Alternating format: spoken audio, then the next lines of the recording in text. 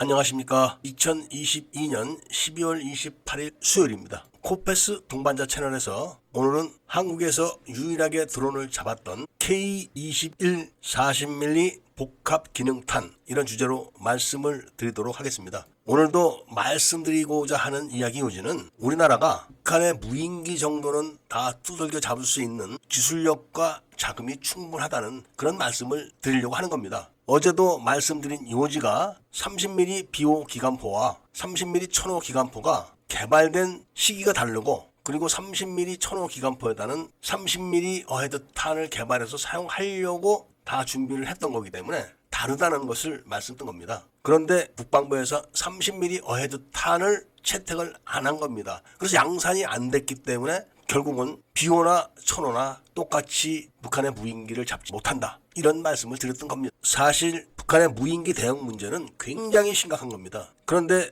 우리나라 군 관계자들이 북한의 무인기에 대해서 대응에 나서지 않고 있는 게 문제지, 우리나라가 기술력이 없거나 자금이 없거나 이런 게 문제가 아니라는 걸 말씀드리는 겁니다. 오늘 드리는 말씀도 무인기를 타격하는 그 수단에 대해서 말씀을 드리는 것이지 무인기를 탐지하는 것에 대한 말씀을 드리는 게 아닙니다. 무인기를 탐지하는 기술도 세계 최고입니다. 지금 LIG에서 적어도 탐지 레이더를 개발한 걸 가지고 지금 북한의 무인기를 일부 추적을 한 것이지, 실제로 LIG에서 개발한 적어도 탐지 레이더는 드론 전용 레이더가 아닙니다. 단지 적어도 탐지에 특화됐을 뿐이지 드론을 전용적으로 탐지하는 레이더가 아닌데도 그걸로 다 드론을 탐지하는 것처럼 포도를 하고 있는 게 또 문제인 겁니다. 그래서 구독자님들 일부분께서는 너무나도 걱정되니까 넘어올 때부터 빨리 잡아야 되는 게 아니냐, 이런 말씀을 하시는데, 일단 탐지만 되면은 잡는 거는 문제가 아닙니다. 지금 세계적으로 어떤 상황에 놓여 있냐면은 탐지를 해도 잡지 못하는 게 문제인 겁니다. 바로 이 점을 지금 말씀을 드리는 겁니다. 우리나라가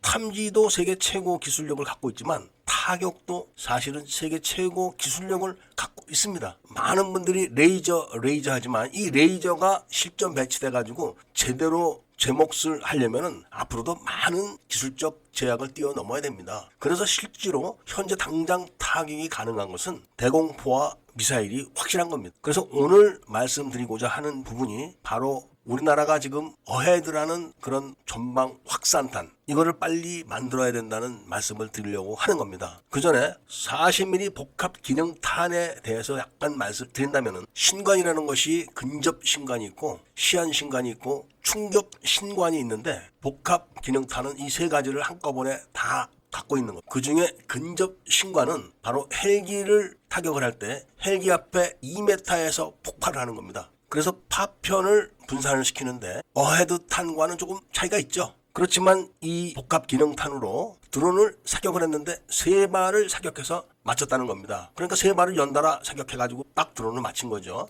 그게 바로 복합 기능 중에서 근접 신관이 작동을 해가지고 드론 앞에서 터져서 격추를 시킨 겁니다. 이걸로 일단 막을 수는 있는데, 이 K-21 장갑차가 야지 전용 전투 장갑차이기 때문에 이 고각이 아주 약합니다. 25도에 불과하니까 대공 사격을 하기는 참 문제가 많은 거예요. 이거는 딱히 뭐라고 할 수 있는 사안이 아닙니다. 왜냐하면 K-21 장갑차는 대공 전용 장갑차가 아니기 때문에 뭐라고 지적을 할 수 없지만 아쉽죠. 그렇지만 대공 전용 포탑을 빨리 개발을 해서 어헤드탄이 개발되기 전이라도 일단 복합 기능탄을 사용을 하면은 북한의 무인기 정도는 잡을 수 있습니다. 그리고 어헤드탄을 개발하는데 시간이 걸린다 그러면은 당장 기술 도입이라도 하면 됩니다. 40mm 어헤드탄을 개발해 놓으면은 이거 수출도 많이 되는 겁니다. 이 어헤드탄이라는 것이 바로 드론을 타격할 수 있는 유일한 대안이기 때문에 수요가 엄청납니다. 그런데다가 지금 최대의 구경이 35mm 아니겠습니까? 오리콘. 그런데 한국은 40mm를 이미 실전 배치를 한 그런 나라이기 때문에 35mm보다는 사거리가 길지요. 위력도 크고. 일단 40mm 대공포는 사거리가 4km가 되기 때문에 웬만한 거는 다 잡습니다. 물론 4km가 넘는 사거리 밖의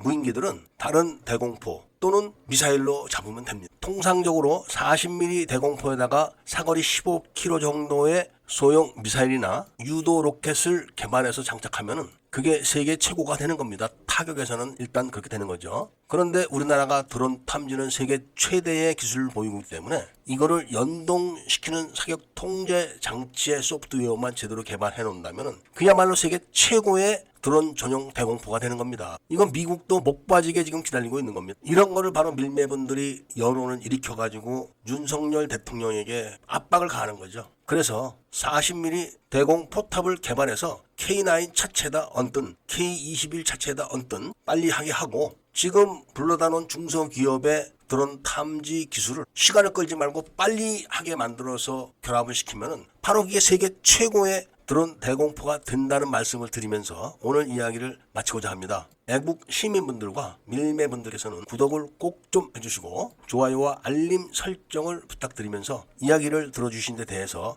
감사드립니다.